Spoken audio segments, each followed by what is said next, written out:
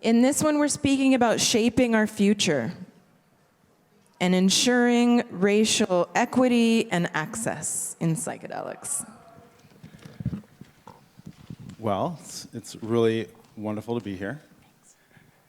My name is Joseph McCowan. I'm a licensed clinical psychologist, psychedelic therapist, and researcher.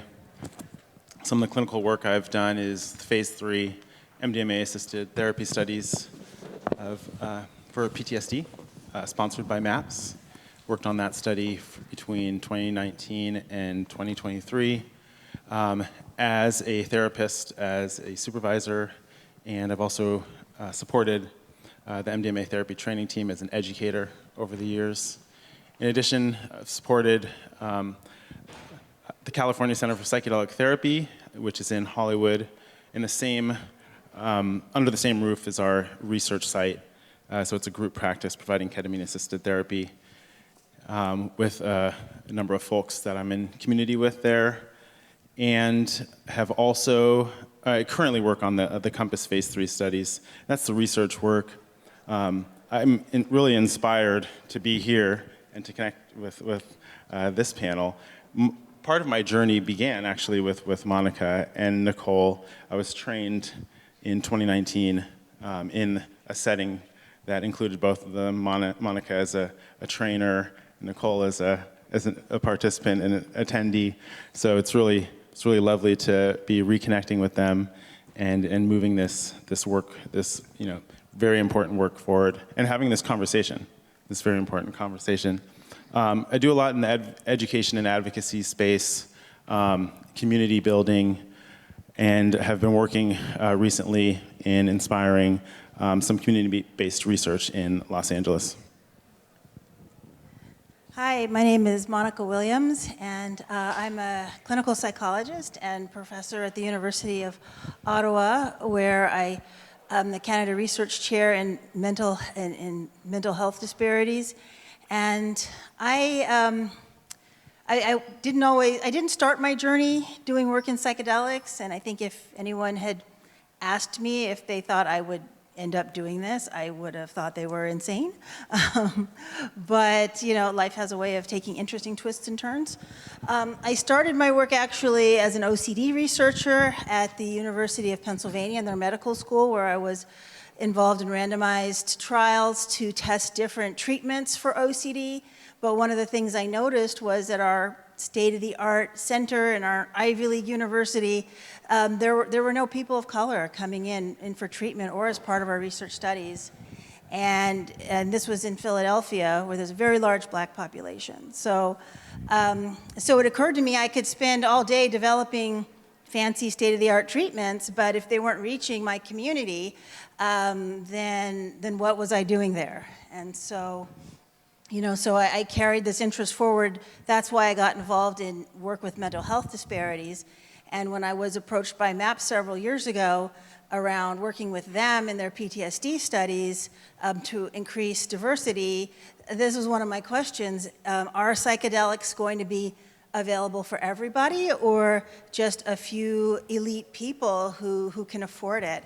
And so that's been my impetus for doing this work, making sure that all the communities who need psychedelics, all the communities that are experiencing trauma, especially communities of color, where so many of them are experiencing much higher rates of trauma due to racism and profiling and low income, that we'll be able to make sure that the treatments are there for them, and not just the same treatments that white people get, but treatments that are suited and adapted and acceptable and effective for those groups as well. So.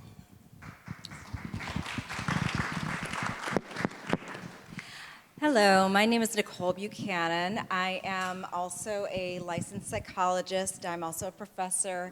A lot of my research originally came from looking at race and gender victimization and how that intersects and how we see bad behaviors within organizations that are perpetuating harm and trauma.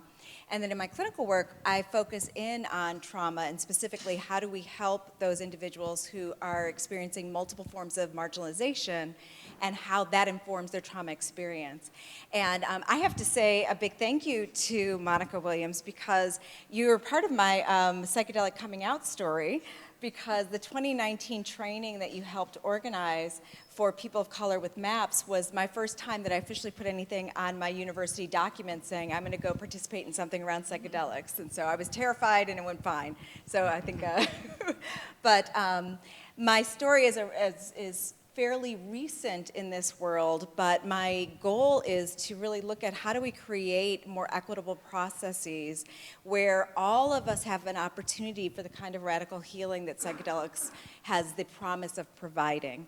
And in my, my work with the Board of Psychedelic Medicine and Therapies, my goal is to find processes where we can create an equitable manner for people to be credentialed to do this work, so that we can tell the public that we have safe, vetted individuals to do this work, and then to look at how we can create enough practitioners that can really provide the healing that we need across society for all people in the mechanisms and mannerisms that they are longing to have that care.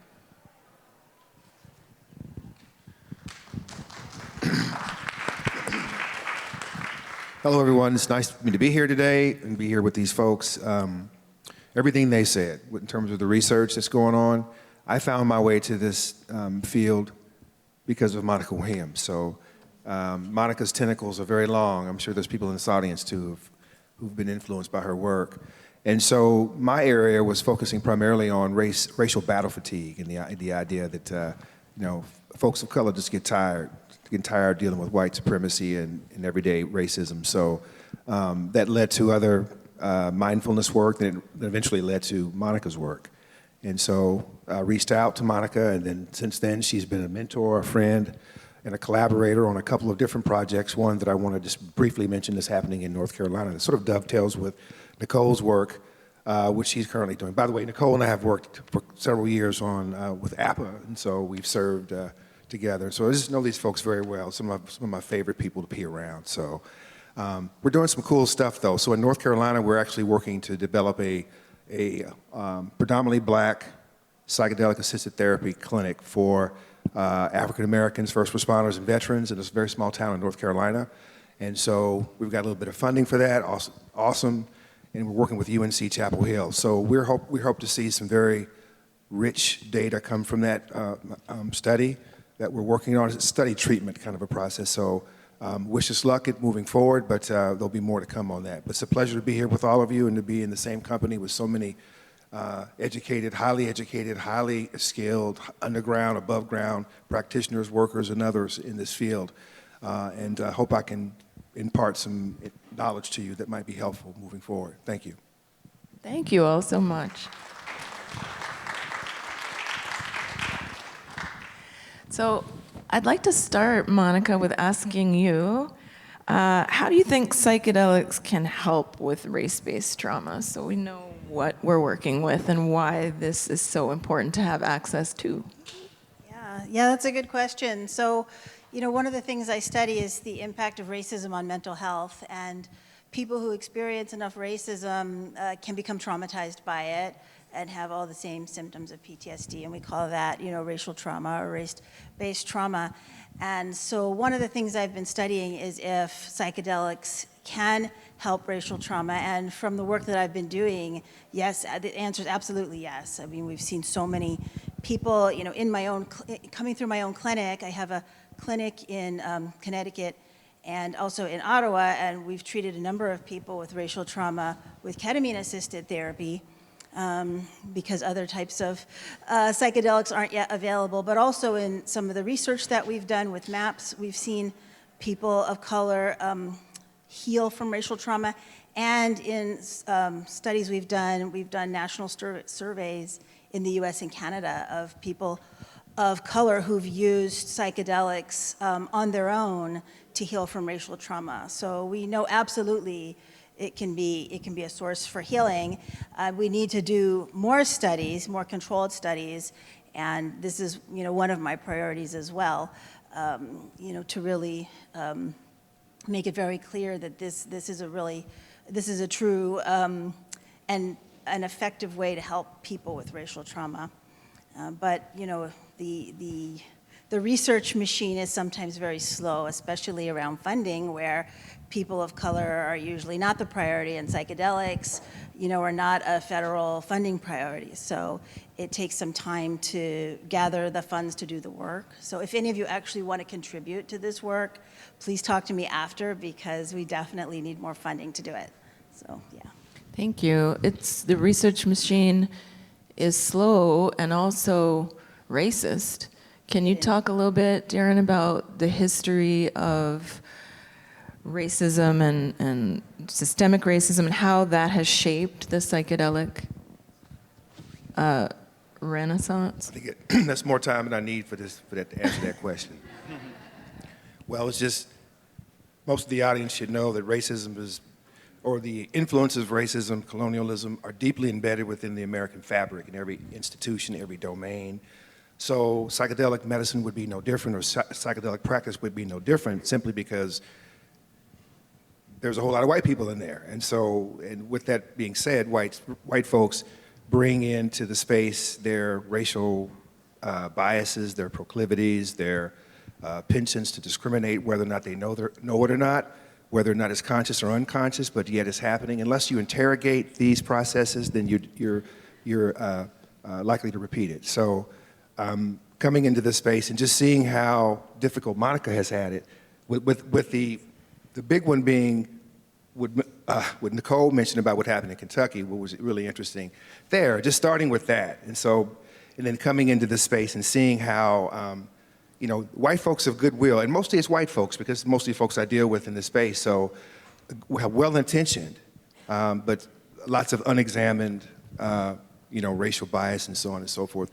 And then the next question is that most white folks don't know how to do that, how to go about doing that. And so one area, I think, that would be helpful in sort of eliminating the individual actions that lead to larger institutional and structural processes that continue in the U.S. And, we need to have a reckoning. That's something that's more of a spiritual reckoning. And I think that one of the ways that we can do that is really challenging, and I know we focus a lot on African American in our experiences, which are very important.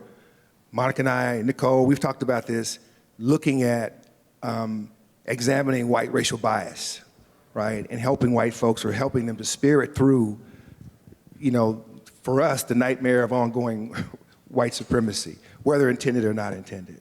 So I think the medicine can really be helpful in that, because these are very hard things to deal with and to address, to look in the mirror. And it particularly can change the whole way you see yourself and the way in which you've been taught about yourself. And so with that comes quite a bit of, I would imagine, angst for most whites who have been challenged on these assumptions or what have you. But given what we know about these medicines and how powerful they are, it's worth a shot. And so coming soon will be something that we'll be putting together to address this, because I think it's very, very important. Why do you think it's... Oh, go ahead. Yes. Thank you. I also wanted to mention that these concerns that we're talking about, they are individual, but they're also societal, they're structural, they're built into the systems that we live in, and very much like fish in water, it's so, we're so embedded in a context where it is ever present that it's really difficult to see.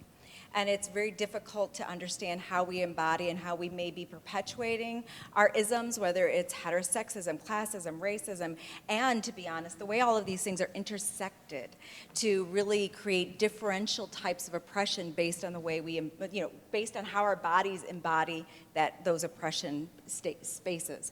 And Bia and I did a study looking at what is happening when we look at, say, psychedelic websites, and what are the comments that people are making, and how are these reflecting myths about racism within the psychedelic space.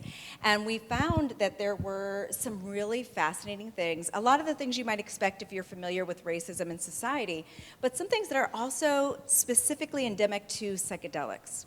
And one of which is that because I've done psychedelics, because I saw the spirit of my trees and the plants and animals, I've now been alleviated of my internalized isms. And I no longer harbor racism. I no longer harbor sexism. That I now see all of us as one family, the human family.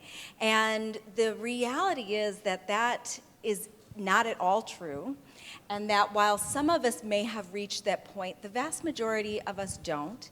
And that we live in a world that is intentional or unintentionally providing messages that allow us to internalize ideas about other groups of people that foster racism, and we're experiencing these messages hundreds of times a day in these micro units that are imperceivable, but they create implicitly a belief system that we're not aware that we have.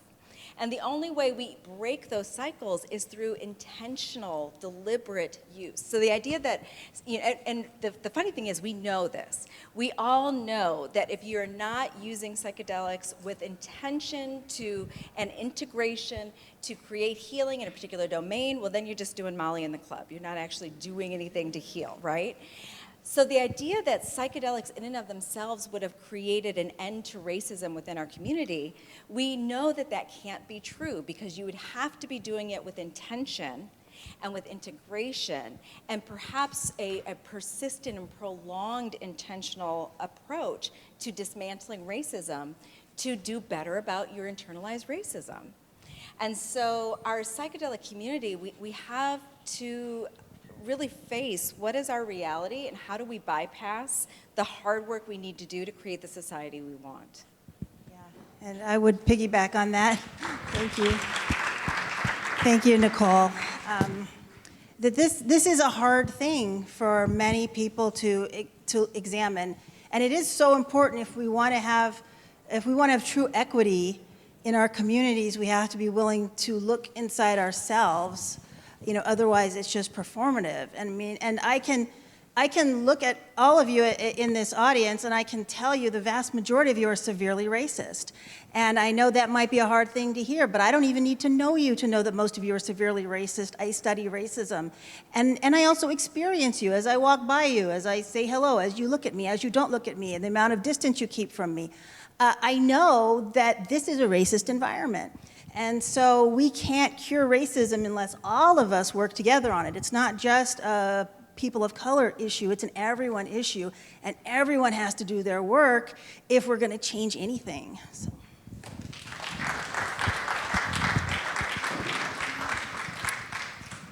How do we do that hard work? Yeah, I'll jump in. Is this on? Yeah. So, yes, this is long-term work, right? I feel strongly that the psychedelic renaissance is a social justice movement. It's not separate, or it's intertwined with our larger movements for social justice and equity, right? It's about our human rights, it's about dignity, it's about centering what's been marginalized. But it's not just about the drugs, right? It's about all of us. It's about people. It's about us bringing intention to everything that we do, individually, collectively. If we look historically, folks who look like us have moved every social justice movement forward, kind of taking it out of its simplicity. I think of the feminist movement. I think of LGBTQ rights and that movement. I think of civil rights. And us emerging as leaders and creators and visionaries in this space is exactly what the field needs. You mentioned intersectionality. I think of when that kind of emerged into the space of the feminist and LGBTQ rights movement, and just allowing folks to see themselves and others in deeper ways and with more complexity, and just seeing the nuance of have a person who has multiple marginalized identities and how that experience is vastly unique or different for each. And so, like, bringing our experiences forward actually moves the field forward. It allows us to show up for each person and hold the complexity of their identity, their needs, and that informs our protocols, it informs our models of care, it informs just the ways in which we relate with and hold one another. It brings us into deeper humility and mutuality and non-hierarchy and respect. And so something that I hold really powerfully in terms of my memory as I'm sitting with you both right now is our training that we've spoken to in 2019. And one thing that occurred in that space, it was a people of color, therapists of color training. We started out facing a lectern, and all kind of oriented toward the presenter, and we ended the week, after experiencing some challenges and traumas and struggles, we ended up in circle with an altar in the middle, really fully seeing and hearing each other and in much deeper connection. And for me, that stands as like a metaphor and a powerful symbol for what our field needs as a whole, like moving away from idealizing and putting on a podium just like the same old dominant voices over and over again, and us moving into community and circle together, and as we like more fully see and hear and feel and connect and bring in everyone's voice, like that's the direction that we need to go, and that will inform so many other things.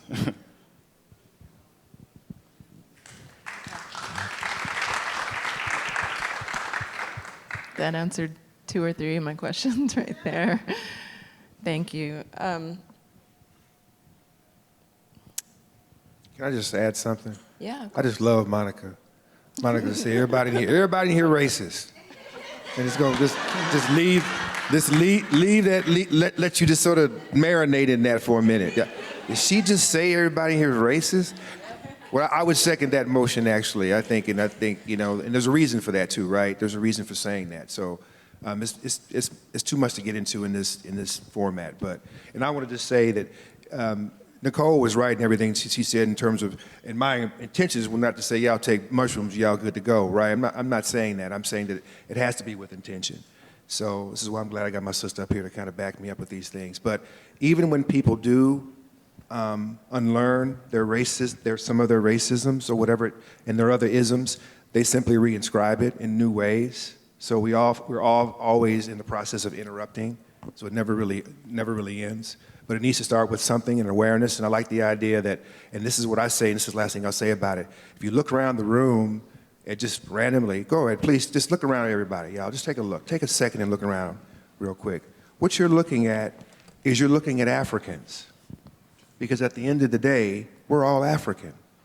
We all share the same mtDNA from our mother's mother's mother's mother, all the way back to that little small hominoid they call Lucy, who we all share her DNA. So stop with this. It's just, I don't want to be simplistic about it with Rodney King and can we all just get along, because there's something much more deep and complex with that. But the issue of looking at each other as Africans and recognizing that we've been taught to see each other in these ways, that we have to deeply, deeply, deeply unlearn, takes a lot of work. And I echo everything that was said here about the issue. So, yeah.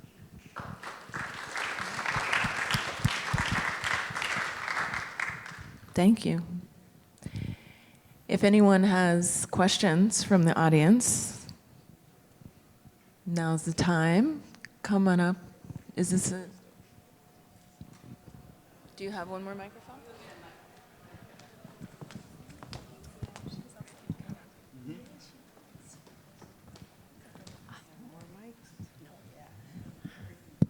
Hi. I'm so glad to see you here. I want to ask to get more concrete for a second, because legalization is slowly emerging, and it seems like legalization is mostly limited to a very narrow scope of what mental health is defined at and mental health treatment is defined as. And within that narrow tunnel of mental health in America, what does it look like to make it more accessible for everyone? What are the things that have to happen in a clinical setting, in a financial way? What are the things that we have to keep in mind in order to ground this with our intentionality? What are the actions that you see as being optimal to make this a reality? Yeah, I know everyone up here probably has a lot to share, but I'll just share a couple of things. So, James Baldwin says, I think of change not in the surface, but in the depth, like change in the sense of renewal.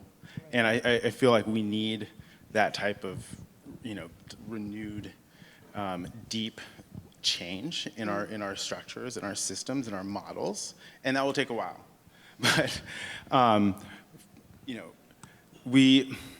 the ways in which, I think people spoke to missionary work, this not being missionary work, right? And I feel strongly about that, right? And not having our experiences and then feeling like we know what we know what a community that we're going to work with needs. And I feel it's important that we take the approach of listening and learning to our communities, allowing them to inform us if we are like researchers or advocates or policymakers for a particular community, or even a protocol designer, right? And allowing really building a relationship with the community, identifying what their needs are, allowing them to be the experts on what what a safe and supportive experience can be. And when they bring that forward, we then can learn more as individuals and as a collective of how we can show up and support and collaborate them in designing what they need, as well as become advocates for folks in any community, wherever they are. And I feel like that can be a powerfully emergent process, starting small and expanding out, to like region by region, community by community. What does it look like in your practice? Yeah, so more accessible treatment. Yeah. Yeah, so I work in research, so it's been pretty challenging. But we've looked at our, so like with the MAPS research, for example, I worked as part of a diversity working group for 2 years, and what we brought to that was there were so many people who identified as white who were on the list for each site. And we've essentially flipped that list upside down in the second half of phase 3, and we're really looking at demographics more, and not just like who kind of signed up first, and we're ensuring that we were enrolling people of color. Mm-hmm. Another thing that we did is we rewrote our informed consent to like remove all sorts of off-putting language, redesign the website to do the same. We also, well, you can't pay someone to be in a study. What you can do is provide reimbursement for like study-related costs, which was like very subpar, and we essentially quadrupled that for participants in the study, which allowed for us to provide funds for childcare expenses, Uber, all sorts of other things like a lost day of work as they're at our site for the day-long session. And it may seem like little things, but really resulted in increased participation for folks who wouldn't have been able to participate otherwise. Great, great. Can I add something to that? Yeah, and I also want to add to that. These were like all excellent things that had to happen for the research study to be more accessible. But also, if we want to look at it, I think in a broader context, if we want to really have accessibility, for people of color, we have to have a seat at the table. And not just one seat at the table, keeping in mind that in our country, half of all the children are children of color, half of all the babies being born are babies of color. We need to have at least half of the seats in every psychedelic organization, and if we don't, that's a racist organization. So that's how we're going to promote equity, by real inclusion.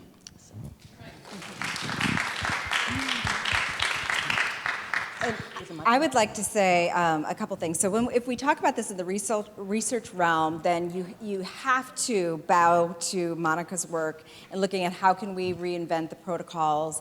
My graduate student and I, we have work that's looking at how are randomized clinical trials done and how is that going to always bias us from where they're located and the rest.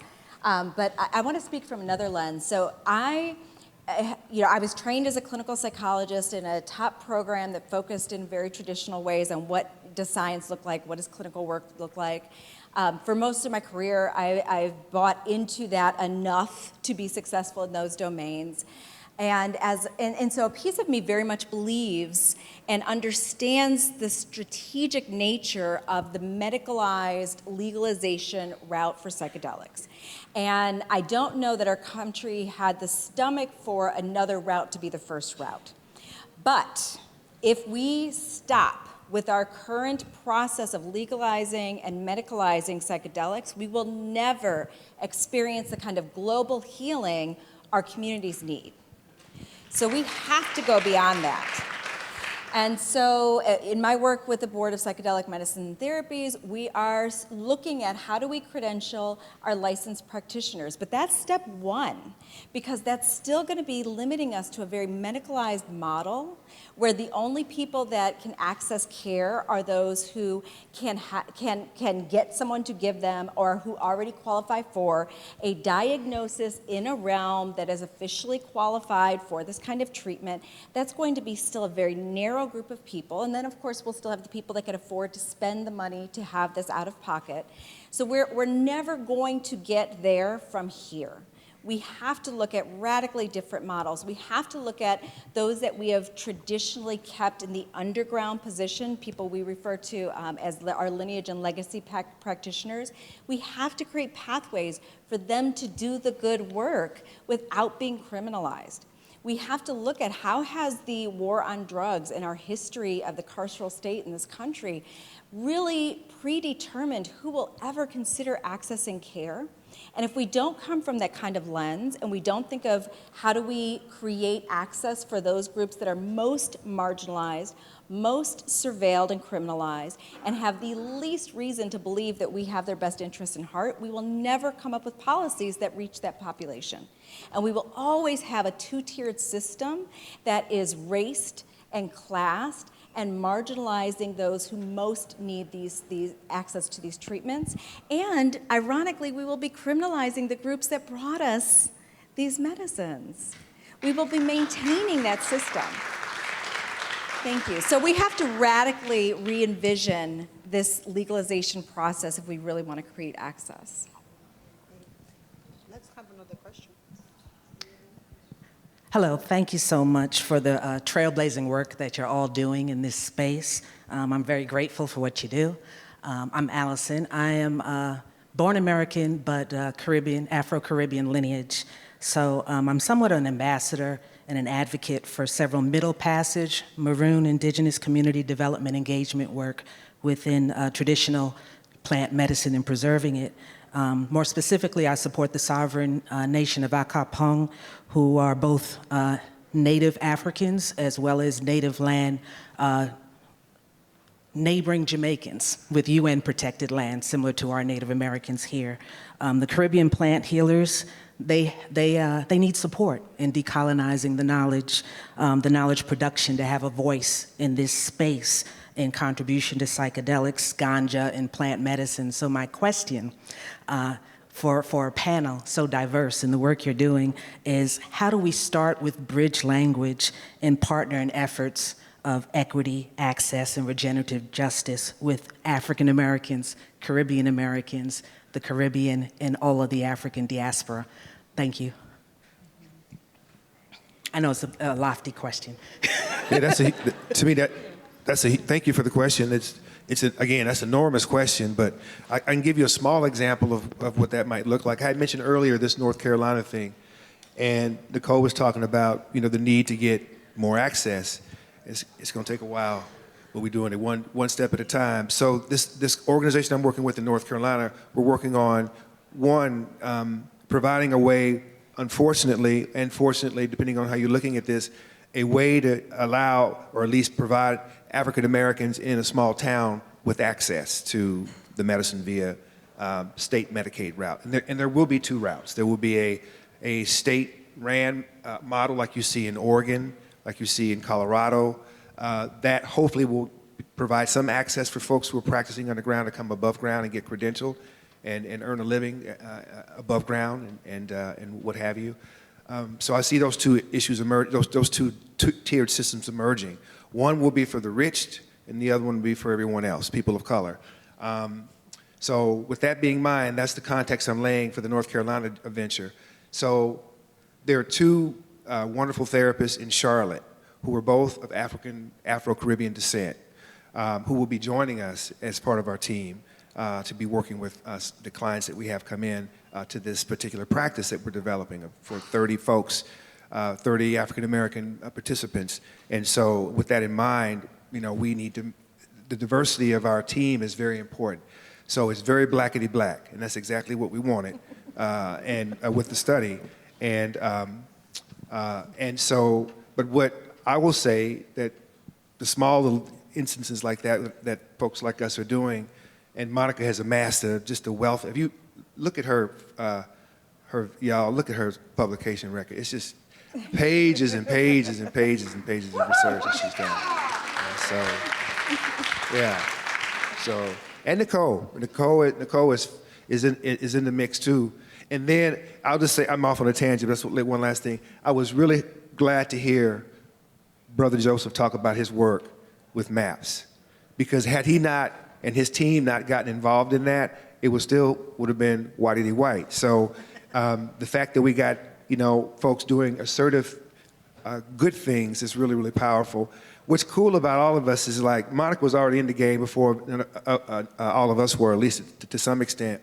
NiCole was doing her work as well in other areas. My areas were in sociology and health science research. By the way, I'm actually a practicing physician assistant, so I'm like a pioneer in that area, trying to bring this to primary care physicians, primary care PAs, primary care nurse practitioners, because that's where I think, at least in the medicalized space, we need to work on, as opposed to trying to work with psychiatrists. Primary care is the biggest market for mental health services, because oftentimes when patients come in for care, they're not referred out to a psychiatrist, and if they are, there's a long wait in order for them to get care in that particular space. So primary care is it. So with that being said, we're bringing a multicultural, diverse team to this mix in a small way, in a small town in North Carolina, and I'll tell you how that goes, or keep in touch with me. I'll tell you how it goes as it progresses. So thank you for the question. Yeah, thank you. And just to follow up and share a little bit more very quickly on that, speaking to just black and black spaces, and I'm going to shout out Stephanie as well for this work that you're doing. And my boy Azie Alsop, who's here, who's spearheading some efforts at Howard University. So, there's a lot of work happening. Stephanie's working with some universities in Atlanta with historically black colleges. And then we're also partnering with the only HBCU in LA, Charles Drew University, who is also developing some community-based research there with the black and brown community in Los Angeles. And it's community-based participatory research, really just honoring the communities and bring their voices forward. It sometimes can be a little bit more of a slower process, starting with some qualitative measures, and then moving into the more quantitative later. But it's beautiful work. It's very circular work. Like AZA kind of has some studies evolving that are going to be very much seeing what emerges when folks are together in community. And then developing psychedelic research out of that. And I'd also like to chime in. I mean, I'm at the University of Ottawa in Canada. So in Canada, the Black Canadian population, half of them are from other places like the Caribbean or Africa. And so we're developing training programs at the University of Ottawa, including actually an online master's in psychedelics and consciousness. And we already have 2 micro programs in psychedelics, and we're going to be bringing a certificate program online. And one of the things that's really important for our training program is for our students to have opportunities to experience psychedelics in different cultural contexts. And so one of the places we've been exploring for that is Jamaica. I've been there twice and had the opportunity to experience how they, how they offer the psychedelics. And we've made connections with several Black Caribbeans in that area who are doing this work, including Dr. Dingle Spence at the Jamaican Cancer Care Research Institute, and others who are doing great work there as well. And so I'm hoping to be able to incorporate some of their wisdom and knowledge, and hopefully, if they're willing, to do some of the training in our program as well, because there really is a wealth of knowledge and cultural perspective to offer in terms of our training. It's an interdisciplinary training, and it's so important that we include all of these voices because all of us who are doing the work, we're going to be working with very diverse people, and we need to be ready and open to work with everyone. So.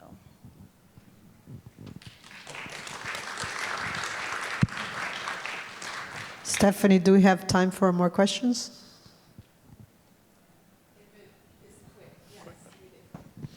Hello, my name is Parham Farsi.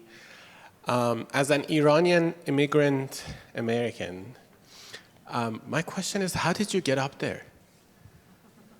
If you have any advice for immigrant community, right? Like, I would love to be able to create access and equity for immigrants, Asian immigrants, Iranian immigrants, Middle Easterns.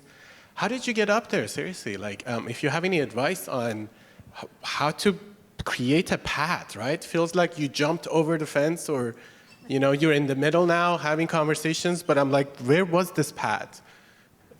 So like, I would love to look at it that way. Like, let's create a path for everybody to be included on this table or circle with the altar in the center. Do you have any comments? If you have any advice, I'm listening. We're all listening. Yeah. Thank you. Well, thank you. I think you make such good points, and when we talk about being inclusive, we have to have space for everyone. I'm very fortunate right now at the University of Ottawa. Actually, I have 2 graduate students who are Iranian, and both of them are doing work in psychedelics. One is looking at Muslim women and psychedelics, and the other one is a neuroscience student who's looking at epigenetic changes in ketamine-assisted therapy. And having students like this, to me, this is a treasure for me, because this allows the work to expand to other groups that I wouldn't be able to work with on my own. And I think it also speaks to the importance of these diverse teams, because this is really what allows us to reach everyone by sort of combining all of our experience and influence and interest and knowledge. And so I would just encourage all of us who are doing this work to bring in more diverse people, so that your reach is bigger, and it's so easy to exclude people. As you point out, this is the main reason why we don't have the diversity that we need, because people are being excluded. It's not because they're not interested. And so if you look around in your groups and your cohorts and your teams, if you're not seeing the diversity that you want, you have to ask yourself, what am I doing to alienate people so that they're not included? And that has to be where we start, because no single person can do this on their own. It happens in teams and in groups. So yeah, thank you for bringing that to our attention.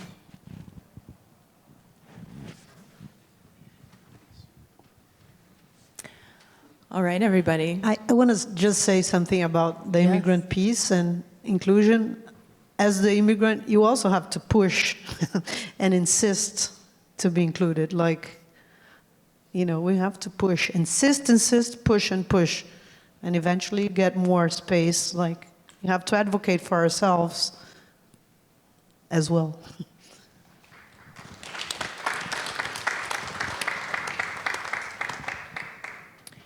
Let's thank Chacruna's Racial Equity and Access Committee.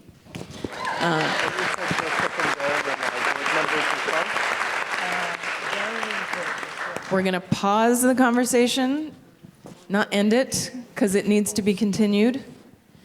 And so I would invite you each, after we go on this 30-minute break, to just nudge your neighbor and share some takeaway or some action step that you can take with you forward. Let's thank Dr. Joseph McCowan, Dr. Monnica Williams, Dr. NiCole Buchanan, and Dr. Darron Smith, please.